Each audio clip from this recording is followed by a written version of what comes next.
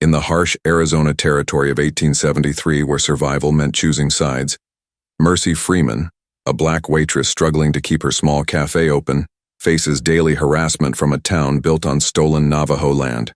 When she risks everything to save a wounded Navajo warrior, she unknowingly creates an alliance that threatens the railroad's expansion plans and the town's racial order.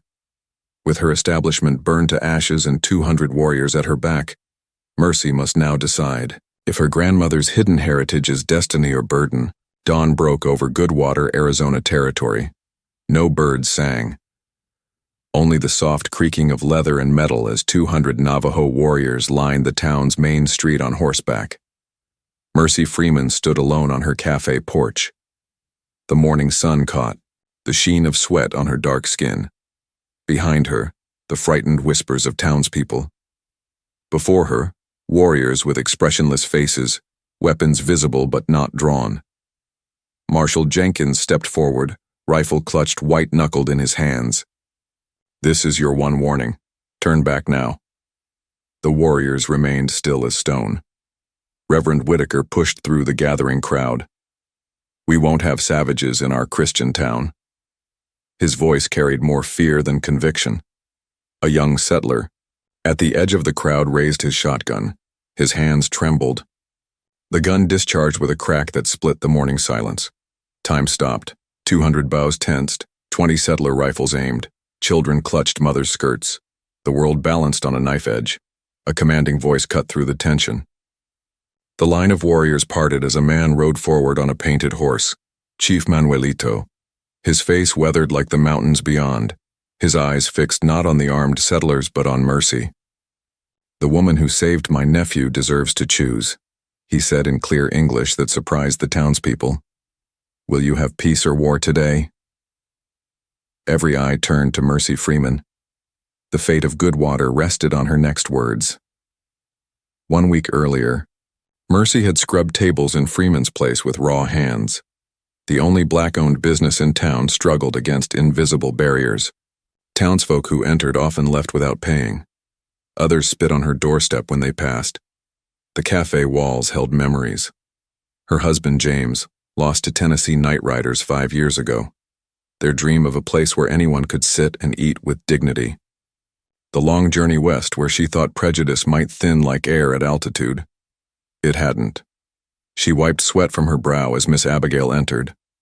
The elderly schoolteacher was one of her few regular customers. "They're cutting rates at Porter's." "Restaurant again," Miss Abigail warned, settling at her usual table. "That man won't rest until you're gone." Mercy nodded, refilling the woman's coffee cup. "He'll wait a long time." Thomas Jang slipped in the back door, his railroad worker's clothes dusty from the day's labor. At 23, his face already showed lines from years squinting against sun and dynamite flash. "Brought you these?" He placed 3 rabbits on her counter. "Boss says the railroad men are celebrating tonight. Big news coming." "What news?" Thomas lowered his voice. "Government-approved new track, right through Navajo hunting grounds." A gust of wind rattled the door. The sky darkened as dust clouds gathered on the horizon. Mercy watched Edgar Porter stroll past her window, tipping his hat mockingly. His restaurant across the street bustled, with customers. The storm hit with sudden fury. Wind screamed through every crack in the weathered building. Mercy bolted the door against the stinging dust. No customers would brave this weather. The pounding started as darkness fell. Not wind. A fist on wood. Mercy approached cautiously, shotgun in hand. The door shuddered with another impact. She cracked it open against the howling wind. A man collapsed inward. Blood matted his long black hair. His breaths came shallow and quick. Navajo. She dragged him inside and barred the door. His wounds spoke of violence, not accident. A deep knife slash across his ribs, bullet graze on one arm. She should call the marshal. Town law required reporting. Indians within city limits. The penalty for harboring was steep. Her cafe could be seized. The man's eyes fluttered open, met hers, then closed again. His arm fell limp, revealing a spiral scar on his forearm. The pattern struck her like lightning. Her grandmother's voice echoed across years. Your grandfather wore this mark, the sign of his clan, the people I left behind. Mercy made her decision. She dragged the unconscious man into her storeroom just as boots crunched on her porch. Marshall, Jenkins entered in a swirl of dust, looking around suspiciously. Thought I saw someone head this way. Just me, Marshall. She gestured to her empty cafe. Hunting party found Navajo tracks heading toward town. His hand rested on his gun. Probably scouts for a war party. Seen anything? No, sir. Storm's keeping everyone away tonight. His eyes narrowed. Better hope it stays that way. Railroad's bringing important men tomorrow. Any trouble with Indians, and the army'll sweep this whole territory clean. After he left, Mercy returned to the storeroom. The wounded man hadn't moved. She cleaned his wounds with water and whiskey, packed them with herbs her grandmother had taught her to use. Through the night, she kept vigil. Near dawn, he woke with a start, reaching for a weapon that wasn't there. Easy, she said softly. You're safe. He assessed her through pain-narrowed eyes. Who? Mercy Freeman. This is my place. Town. His English came halting but clear. Goodwater. You're hurt bad. What's your name? He hesitated. Little Hawk. The marshal's looking for you. Fear flashed across his face, quickly masked. Must go. Papers. Important. You'll bleed to death. She pressed him back down as he tried to rise. His hand closed around her wrist with surprising strength. White men. Plan to poison water. Canyon Creek. Must warn Chief. Poison? The words chilled her. Canyon Creek fed both the town and the Navajo lands beyond. A wagon rattled past outside. Little Hawk tensed. Hide me or turn me in. Choose now. Mercy thought of her husband, of promises made, of the grandmother who spoke of Navajo blood in their veins, of the cafe that stood as her only security in a hostile world. She made the second life-changing decision in one night. I'll hide you, but you need strength first. For 3 days, Little Hawk recovered in her storeroom. She fed him, changed his bandages, kept him hidden during business hours. At night, he told her about Chief Manuelito's resistance against relocation, about sacred lands stripped away year by year. She shared fragments of her own story, the terror of the night riders, her grandmother's whispered heritage, the cafe, built from nothing but determination. On the 4th morning, she found the storeroom empty. Little Hawk had vanished with his recovered documents. In his place lay a turquoise necklace, a gift or payment. She wasn't sure which. That same morning, Edgar Porter led Railroad Baron Hargrove into her cafe uninvited. Hargrove surveyed the humble space with contempt. So this is the colored establishment, he said to Porter, as if Mercy weren't standing right there. Quaint. Shame it won't suit the town's new character once development begins. Porter smiled thinly. Progress waits for no one. After they left, Mercy found a notice nailed to her door. New health regulations. Effective immediately. The inspection fee alone would empty her savings. Now, a week later, she stood facing Chief Manuelito and 200 warriors. Behind her, the frightened town waited for her answer. Mercy thought of Little Hawk, of her grandmother's stories, of the poison plot at Canyon Creek, of a lifetime making hard choices alone. I choose peace, she said clearly. The tension held for 1 heartbeat. 2. Then Chief Manuelito dismounted. Mercy stepped aside, gesturing toward her cafe door. The chief nodded and entered. One by one, the townspeople lowered their weapons. One by one, the warriors relaxed their bows. Inside, Chief Manuelito spoke without preamble. My nephew says you saved his life. I did what anyone should do. No. His weathered hand touched the turquoise at her throat. You did what few would dare. The town wants us gone. The railroad brings soldiers to force us out. But you, standing alone, chose differently. Little Hawk appeared in the doorway. His wounds had healed cleanly. He nodded to Mercy with newfound respect. We offer alliance, the chief continued. Protection for your place, Trade for your table. Marshall Jenkins pushed through the doorway. This is insanity. These people can't just... My cafe, Mercy interrupted. My choice. She extended her hand to the chief. I accept your offer. Outside, warriors and townspeople watched through windows as a black cafe owner and a Navajo chief shook hands over a scarred wooden table.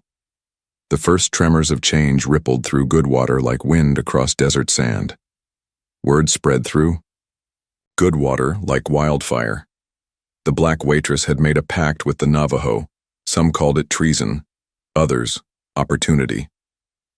Freeman's place transformed overnight. Navajo women brought hand-woven blankets to trade for meals. Warriors stood sentinel, nearby their presence keeping Porter's men at bay. For the first time, Mercy's ledger showed black ink instead of red. Little Hawk came most days, serving as translator.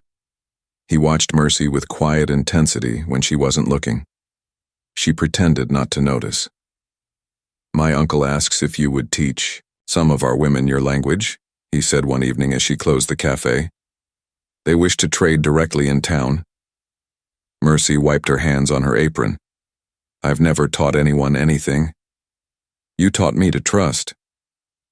The words hung between them, simple and weighty. She agreed to the lessons. Twice, weekly, Navajo women gathered in her kitchen after hours. They brought their children, their laughter, their determination to learn. In exchange, they showed Mercy how to weave, to identify desert plants, to speak phrases in their language. Miss Abigail joined as a second teacher. The elderly woman had taught slaves to read in secret before the war. Now she watched with satisfaction as another barrier crumbled. Baron Hargrove summoned Marshall Jenkins to the railroad office. The room smelled of cigar smoke and ambition. This situation with the Indian lover is unacceptable, Hargrove said, not looking up from his papers. The Secretary of Interior visits next month to finalize water rights. I need those savages back on their reservation by then. Jenkins shifted uncomfortably. Freeman has broken no laws. The trading is peaceful. Hargrove's eyes hardened. Then perhaps the laws need adjusting. New ordinances appeared the following day. No public gatherings after sundown. Special permits required for non-resident commerce. Health inspections, weekly instead of monthly. Mercy paid the fees. Followed the rules. The cafe thrived despite them. Each new restriction seemed to bring more customers. Townspeople curious about the Navajo goods. Travelers hearing rumors of a place where different peoples broke bread together. Porter watched from across the street, his restaurant increasingly empty. His hatred festered like a wound gone bad. Thomas brought warning on a Tuesday. He slipped through the back door after midnight, his eyes darting nervously. Hargrove's men were talking. Something about Canyon Creek again. They didn't see me listening. Mercy had found her grandmother's journal hidden beneath a floorboard. Its pages spoke of a Navajo medicine man who had loved a runaway slave woman. Of a child born of that union. Of promises broken and kept. The documents Little Hawk carried, she said. They mentioned poisoning the water. Could that still be their plan? Thomas nodded grimly. The railroad needs water rights. If the creek runs foul, the Navajo will be forced to relocate. The town will have no choice but to accept railroad control of the new wells. Little Hawk arrived before dawn with Chief Manuelito. The old leader studied the journal pages by lantern light, his finger tracing the spiral clan mark that matched the scar on Little Hawk's arm. Your blood remembers, he said to Mercy, even when your mind was not told. The chief pointed to a map Thomas had drawn. Canyon Creek feeds our lands, but also this town. Hargrove would poison his own people? Some men burn their own house to collect insurance, Thomas said bitterly. A plan formed in whispers. Thomas would continue gathering information from the railroad camp. Little Hawk would warn the scattered Navajo families near the creek. Mercy would keep up appearances, watching for signs of when Hargrove might act. None of them saw Porter watching from the shadows outside her window. The following evening brought more customers than usual. Railroad workers, townsfolk, Navajo traders all crowded the cafe. Mercy and two Navajo women worked the kitchen while Little Hawk helped serve. Thomas entered, his face tight with urgency. He caught Mercy's eye, nodded toward the storeroom. Something had changed. Before she could reach him, Porter walked through the front door, flanked by Marshal Jenkins and 2 deputies. "Evening, gentlemen," Mercy said calmly. "Table for 4? Jenkins looked pained. "Miss Freeman, we have reports of illegal trading and conspiracy occurring on these premises." The room fell silent. "My customers come to eat," she replied. "What they discuss over coffee isn't my concern." Porter stepped forward. "What about what your Chinese friend discusses with Hargrove's competition?" He pointed to Thomas in the corner. "He was seen passing information to Northern Pacific men yesterday." Thomas froze. Every eye turned to him. "That true?" Jenkins asked. The young man's shoulders slumped. "Not like he says." Little Hawk moved protectively toward Thomas, but Mercy caught his arm. A wrong move now could shatter everything. "Perhaps we should discuss this privately," she suggested. "Nothing private about treason," Porter spat. "This Chinaman's been playing both sides, selling railroad secrets while pretending to be your friend." Thomas looked directly at Mercy. "I needed to know their plans, all of them.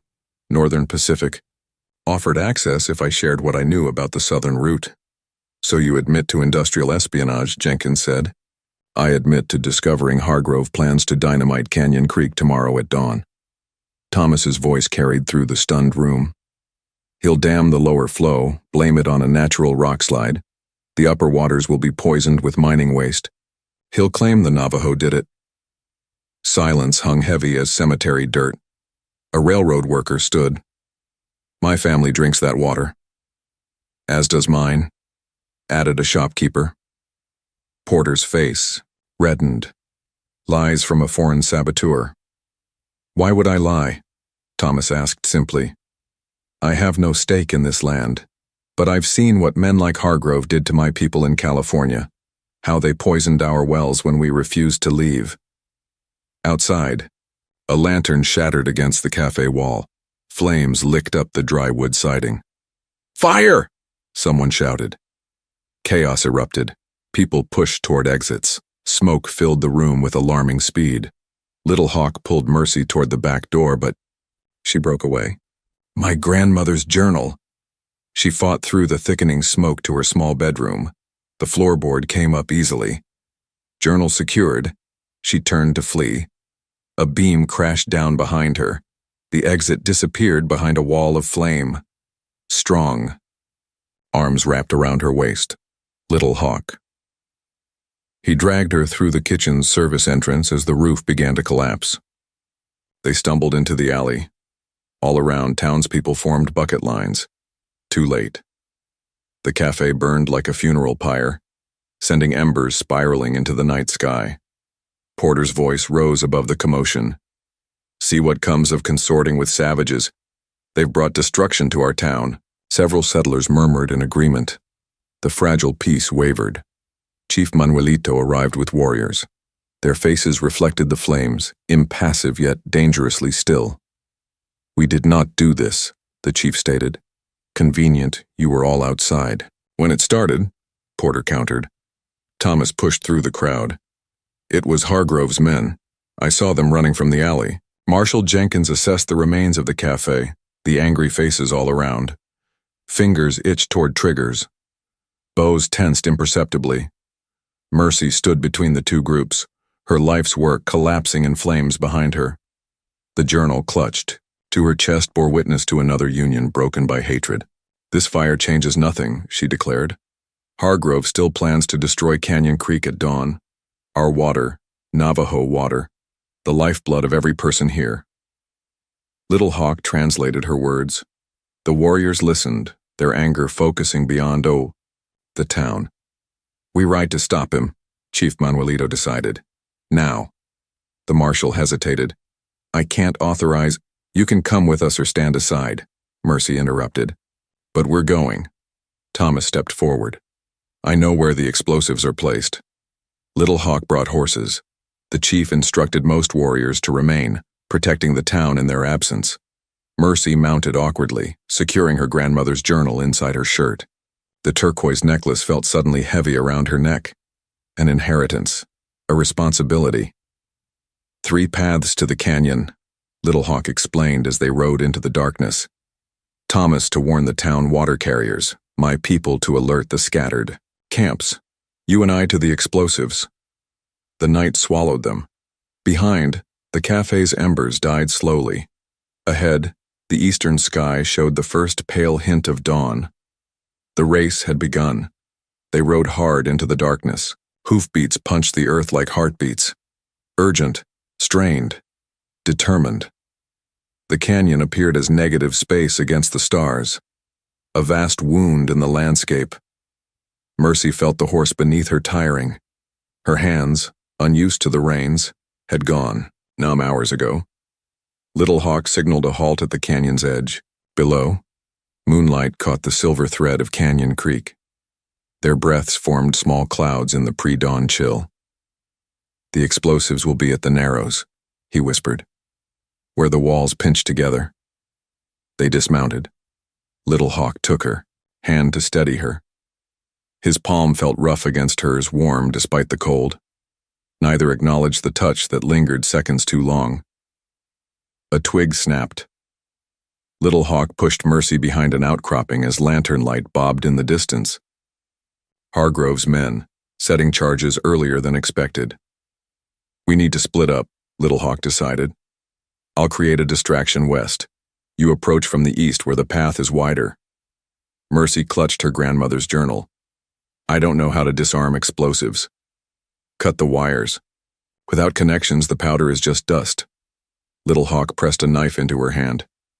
Stay low. Move when they move to mask your sound. He melted into the shadows before she could protest. Mercy crept forward, hugging the canyon wall. Her dark skin made her nearly invisible against the rock, a blessing inherited from ancestors who had needed to move unseen through hostile territories. The voices of Hargrove's men carried on the still air, 3 of them, placing bundles at intervals along the narrowest part of the creek. Their lanterns created islands of light surrounded by perfect darkness. A wolf howl echoed from the western ridge, then another. The men paused their work. Wolves don't hunt in pairs, one said nervously. A stone clattered down the western slope. Little Hawk's distraction. Check it out, ordered a gruff voice. Could be those Navajo scouts we heard about. 2 men moved west, leaving one to guard the explosives. Mercy inched closer. The remaining man stood with his back to her, rifle ready as he peered after his companions. 20 feet. 10. The sentry shifted his weight from foot to foot. Mercy froze, knife clutched, white-knuckled in her hand. A gunshot cracked from the western ridge, then another. The sentry sprinted toward the sound without a backward glance. Mercy rushed to the nearest explosive bundle. Wires snaked from it to the next charge. She sliced through them with Little Hawk's knife. The second bundle, the third, wire after wire. She had reached the 5th charge when a voice cut through the darkness. Quite the resourceful little trespasser. Baron Hargrove stood on the ledge. Above, a derringer aimed casually at her heart. His fine suit looked incongruous against the rugged landscape. Mr. Hargrove, she acknowledged, straightening slowly. He descended to the creek bed with practiced ease. A man accustomed to getting his hands dirty when necessary. Miss Freeman, or should I say Miss Freeman Begay? He nodded toward the journal tucked in her shirt. Oh yes, I know all about your grandmother's indiscretion with that medicine man. Had my men search your place weeks ago? Mercy's mind raced. Little Hawk might still be alive if the gunshots were his doing. Thomas would bring help eventually. The water serves everyone, she said. Why poison what your own town needs? Hargrove smiled thinly. Progress requires sacrifice. The town will manage with my new wells. At a price, naturally. And the Navajo? Will no longer have reason to remain. He gestured to the final explosive charges she hadn't reached. These will collapse the canyon walls. Tragic natural disaster. The upper creek will be tainted by my copper mine's runoff within days. Movement. On the ridge caught Mercy's eye. Thomas, and behind him, townspeople with rifles and lanterns. Too far to help yet. She needed to stall. You'd poison children for profit. I'd secure the future of the territory for civilization. Hargrove checked his pocket watch. The charges are set to detonate at sunrise. I suggest you make peace, with your mixed heritage in the time remaining. It's my mixed heritage that helps me see through men like you. She clutched the turquoise at her throat. My grandmother chose love across boundaries. My grandfather chose compassion over tradition. I choose to stand between your greed and their survival. Hargrove laughed. Noble sentiment from a woman. With no cafe, no husband, no future. A half-breed helping savages, you belong nowhere. The words struck deep.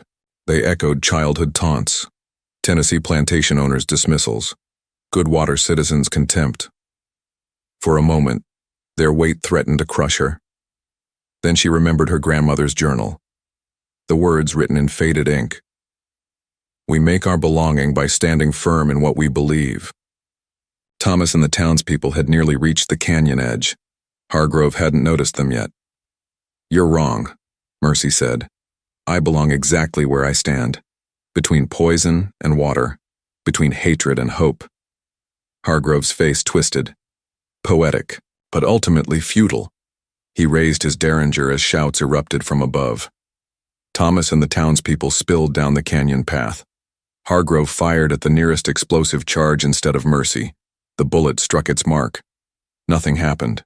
Mercy held up severed wires. Cut the connections. Without them, the powder is just dust. Rage transformed Hargrove's features. He lunged for the detonator box several feet away. Mercy threw herself at his legs. They fell together, rolling dangerously close to the creek's edge. The eastern sky brightened, dawn approaching. Thomas and several townsmen reached the canyon floor, racing toward them. Hargrove kicked free of Mercy's grip. His hand closed around the detonator. With a triumphant snarl, he pressed the plunger down. A single charge detonated, only one she had missed.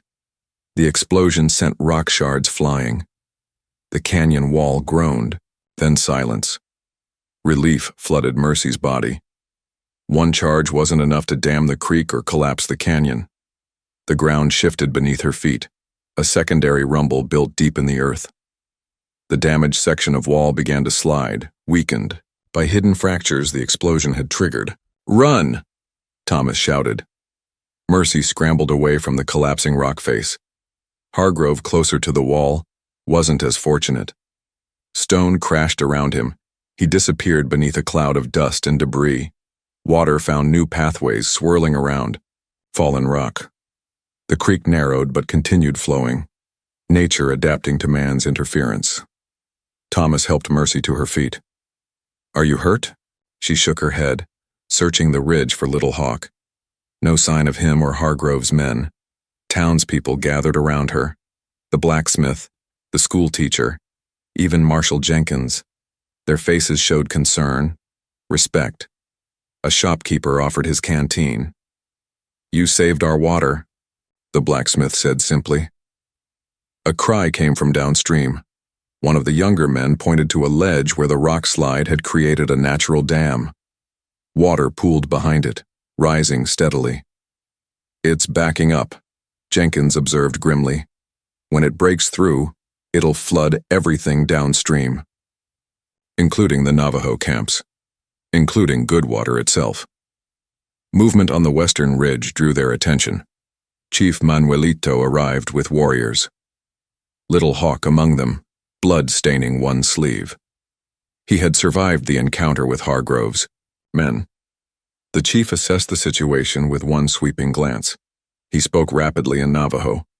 Warriors immediately descended to the creek bed. Little Hawk translated. My uncle says we must divert the water before the natural dam breaks. Create channels to carry it safely past the town and camps. The blacksmith rolled up his sleeves. We'll need every hand. For one heartbeat, townspeople and warriors regarded each other warily. Then Jenkins set down his rifle and picked up a fallen branch to use as a lever. Others followed his example. They worked as the sun climbed higher.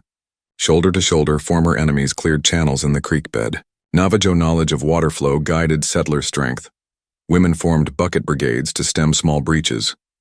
Mercy worked alongside Little Hawk, their hands brushing occasionally as they moved stones. Neither spoke of what had passed between them in the darkness before dawn. The work said everything necessary. By midday, controlled channels directed the water safely past the debris. The immediate danger had passed. Exhausted workers rested on sun-warmed rocks, sharing water and dried meat from Navajo pouches. Thomas discovered Hargrove half buried in loose stone, alive but badly injured. The Baron refused help from Navajo hands, his hatred intact despite his broken body. "This changes nothing," he wheezed as Jenkins and two settlers carried him to a wagon. "The railroad cannot be stopped." Maybe not, Mercy thought, but it could be redirected, like the creek, made to flow with the land rather than cutting against it. She sat beside Little Hawk on a high rock overlooking the canyon. His wound had been cleaned and bound by a Navajo healer. Blood brothers now, in more than heritage. "Your cafe," he said quietly. "Ashes." She opened her grandmother's journal, letting the sun fall across pages that had survived fire and flood. But not everything burns. Little Hawk's hand found hers between them, hidden from the others below. A tenuous connection, like the first bridge across troubled water. In the canyon, townspeople and warriors continued working side by side, rebuilding what nature and man had broken. No miracle of instant brotherhood, no erasing of deep wounds, just the simple choice to face a common threat together. Mercy watched a hawk circle overhead, free, watchful, patient. Chief Manuelito climbed to where they sat. His weathered face showed lines of exhaustion, but his eyes remained clear and focused. "Hargrove will bring others," he said without preamble. "Yes," Mercy agreed. "We need a place, between your world and ours, where words can be spoken before arrows fly." The cafe had been such a place, now it was gone. Little Hawk's fingers tightened around hers. "We rebuild." 3 simple words, a declaration, a promise. A future neither of them had imagined when dawn broke that morning. The chief nodded once, his gaze taking in their clasped hands. A blessing unspoken. Below, the diverted creek found its new path, water flowing silver under the midday sun. Not the course nature had originally carved. Not the route man had tried to force. Something new. Compromised but strong. Like the hands intertwined on sun-warmed stone. 3 months passed. Like water over stone, smooth on the surface, transformative underneath. The new trading post rose at the crossroads between Goodwater and Navajo land. Not in town where old prejudices might suffocate it, not on tribal grounds where federal agents could object, but in between, on the border, in the margin where worlds met. They built it together. Townspeople contributed lumber, nails, labor. Navajo brought stone for the foundation, knowledge of where to dig the well. The building emerged from the dust with features of both cultures. Sturdy beams, rounded corners, windows facing east toward dawn. Mercy watched it take shape from her small tent nearby. Each day the structure looked more solid than her dreams had dared imagine. Each night the stars witnessed quiet conversations between her and Little Hawk as they planned what might grow from this fragile beginning. Baron Hargrove had left town on a stretcher, promising vengeance. Porter's restaurant failed after townspeople began frequenting the trading post for both goods and meals. New stories circulated, not of Mercy the outsider, but of Mercy who had saved Canyon Creek. Her grandmother's journal remained tucked beneath her pillow. Its pages spoke from the past, but the blank sheets at the back waited for a future she was just beginning to envision. The trading post opened on a clear autumn morning. Navajo blankets hung from rafters. Coffee simmered on the stove. Mercy wore the turquoise necklace, outside her dress for the first time, a declaration visible to all who entered. Miss Abigail rang the small bell Mercy had salvaged from the cafe ruins. Its clear tone carried across the sagebrush plains, calling people to a place that hadn't existed before. A place born from fire, flood, and stubborn hope. They came. Hesitantly, at first. Settlers and Navajo alike. Old enmities didn't disappear with the raising of a roof, but hunger brought them, curiosity kept them. The scent of fresh bread and the promise of fair trade proved stronger than bitter memories. Thomas helped behind the counter, his quick mind keeping track of transactions. Marshal Jenkins visited regularly, his presence a tacit endorsement. Chief Manuelito sent warriors to ensure safety, their watchful eyes less hostile with each passing. Furka. Little Hawk moved between worlds with increasing confidence. His English improved. His role expanded from translator to diplomat, bridge builder, partner. His hand found mercies when no one was looking, sometimes even when they were. The trading post ledger showed modest profit by winter, enough to expand the kitchen, enough to hire 2 Navajo women as permanent staff, enough to consider a future beyond survival. On the coldest night of December, seated by the fire after closing, Little Hawk took Mercy's hand formally across the table. "My uncle wishes me to bring you to the winter gathering." The flame caught red highlights in his long black hair. Shadows across features she had memorized without intending to. "As what?" she asked, her voice steady despite the quickening of her pulse. His eyes held hers. "As who you are." 3 words, 1,000 meanings. She squeezed his hand in answer. The winter gathering welcomed her with solemn dignity. Elders examined her grandmother's journal, tracing connections through shared stories. Women taught her ceremonies to honor both sides of her heritage. At night, beneath star-scattered skies, Little Hawk spoke of spring, of possibilities, of children who might carry 2 bloodlines with pride instead of shame. The days lengthened. The trading post flourished with the warming earth. A federal Indian agent arrived with the March winds, his pristine uniform stark against the desert backdrop. He carried papers stamped with government seals, orders for the Navajo to return to designated reservation lands, threats of military enforcement, promises of severe consequences for any settler who interfered. The agent stood before the trading post, reading his proclamation to the gathered crowd, his voice thin against the vastness surrounding them. "This establishment sits on federally controlled territory," he concluded. "It will be closed immediately pending investigation of illegal commerce with non-reservation Indians." Marshal Jenkins stepped forward. "This land was deeded to Miss Freeman legally. We have the paperwork." The agent's smile didn't reach his eyes. "A mistake to be rectified." Thomas moved to Mercy's side. "The railroad lost its petition for water rights. Now they try another approach." The agent consulted his papers again. "I see here a notation of Miss Freeman's questionable status." His gaze flicked to the turquoise at her throat. "Those of mixed blood fall under special regulatory consideration." The old slur wrapped in new bureaucracy. Some wounds cut fresh, even after scabbing over.